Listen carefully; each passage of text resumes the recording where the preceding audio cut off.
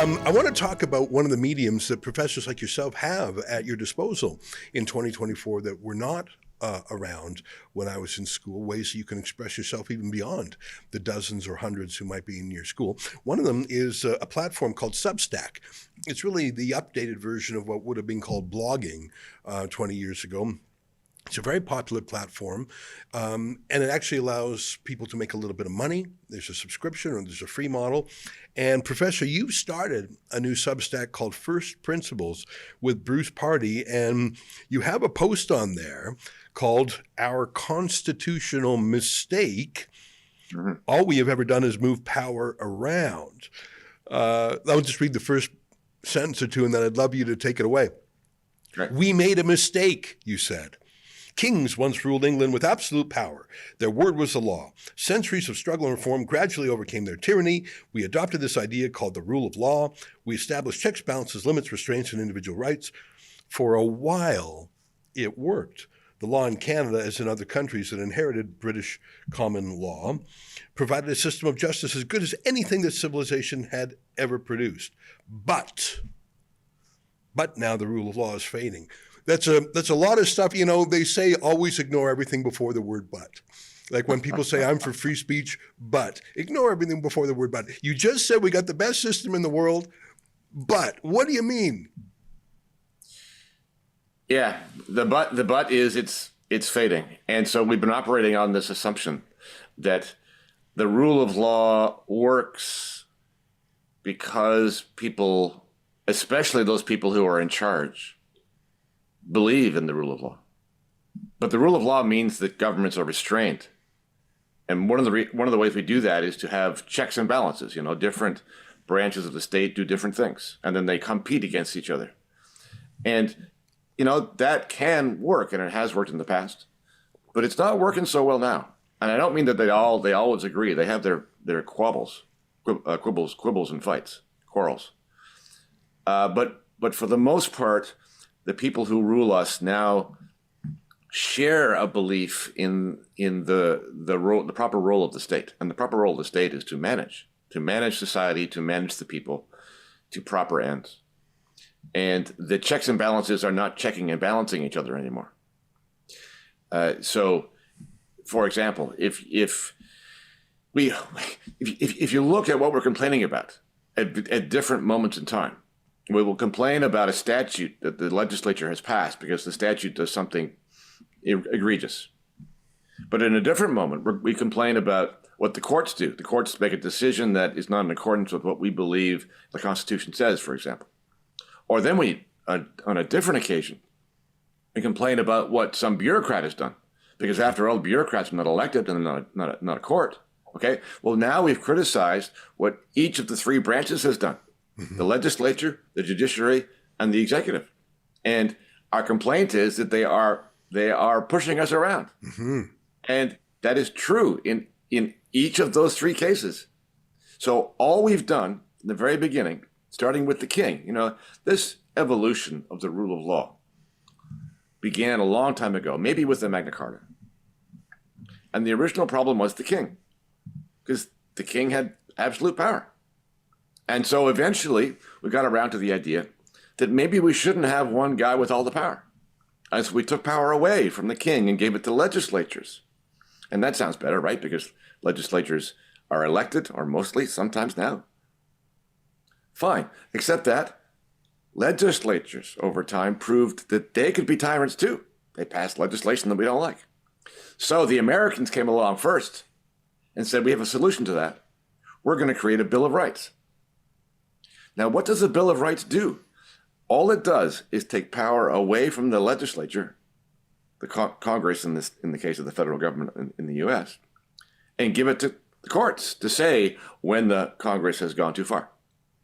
Okay, moving power around. And then we have a last step, which is that the courts and the legislature now move power back to the king. But the king's not there anymore. Instead of the king, we have an administrative state. Okay? So these three branches, these three groups of people, the legislature, the courts, and the executive branch, all of those bureaucrats and the people who rule over them, are now managing society, and they all agree about that. And so the mistake that we made, our constitutional mistake, was we didn't go far enough. All we've ever done is move power around from place to place to place instead of taking it away and saying, no, you can't rule over me without my consent. That we have never gotten to that place. You know, when you were describing the administrative state, we hear, Eisenhower used the phrase the military-industrial complex. You also hear the national security apparatus. I think these are all different facets of what is sometimes called the deep state. People you can't get rid of. You can't vote them out. They'll outlast you. There used to be a British comedy called Yes Minister that was about all these politicians who were a little bit buffoonish and how the permanent staff would sort of manipulate them and coax them to do this or that. But I think it's a beautiful show. Go ahead. It's a beautiful show, and it illustrates the point really, really well. But there, so go on. I'm sorry, I interrupted. Well, let me just play a clip of it, just to show people what I'm talking about. How they would have this code language. If a minister had a big idea, they'd say, "Oh, minister, that's very bold," which is as in you're going to get. It's just a clip to show what I'm talking about. I suppose the origin of this criticism is this rumor about another big scandal in the city. How did you guess? Oh, Humphrey, I've decided to respond to all this criticism about a scandal in the city. The press is demanding action. What are you proposing to do? I shall appoint someone. And when did you take this momentous decision? Today, when I read the papers. But when did you first think of it? Today, when I read the papers. And for how long, may I ask, did you weigh the pros and cons of this decision? Not long. I decided to be decisive. Prime Minister, if I may say, I think you worry too much about what the papers say. Only a civil servant could have made that remark, Bernard. The thing is, Bruce, the government was so much smaller, they couldn't intrude on you. I remember when I was in university, my favorite course was actually Latin American history, and we studied the conquistadors. And the conquistadors, when they went to the New World and brought back all their gold, you know what their tax was? They called it the royal fifth. As long as they gave a fifth of anything to the king, they were good to go. Now are we at the royal 2/5? In Canada, it's more than the royal half. And so the thing is, if you had this quarrel between politicians and judges and the deep state, well, if they're only haggling over 1/5 of the world, that gives us 4/5 to be free in. But add in AI, add in the big tech panopticon, always spying on you, always controlling everything 24/7. I think that the state has gotten bigger economically, but then it's bolted on this tool where it is continuous shaping of your world. And a lot of that is either government designed or government partnered, like big tech and big government. Maybe that's the problem, is that suddenly it's not just that we give 50% of our money to the government. It's that we give 99% of our lives to the government in some form through tech. What do you think? Oh yeah, no, I've called this the coming state singularity. That moment when state and society become indistinguishable. The state has taken over the job of shaping society to such an extent that it's starting to be difficult to know where it begins and ends. And that includes taking commerce and markets and companies and so on under its wing and cooperation. I mean, that's if you like, it's the definition of corporatism and indeed of fascism, where even the private entities in a society are all on the same page and believing in the same ideas and rowing in the same direction. That's not a free society. But you're referring to a question and a problem that may start to come to the surface in the United States shortly, and is in the background here, which is, as we all know, in the United States, they've turned a page, right? They have a new government coming on with a different kind of mandate altogether, which is going to be fantastic to watch. But there's going to be tension there as well between two kinds of forces on the same team.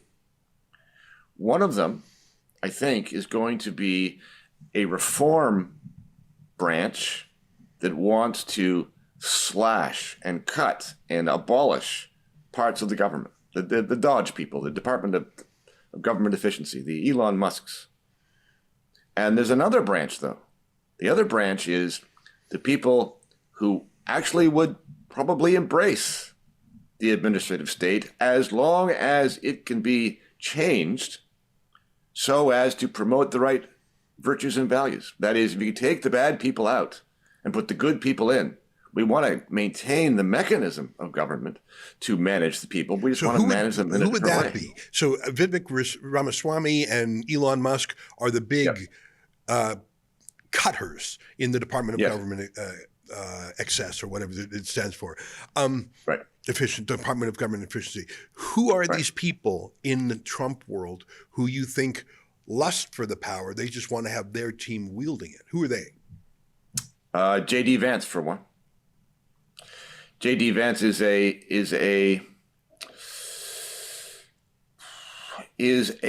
would describe him as a common good conservative, meaning that he, amongst others, believe in the idea of government being a guiding light. They believe in institutions.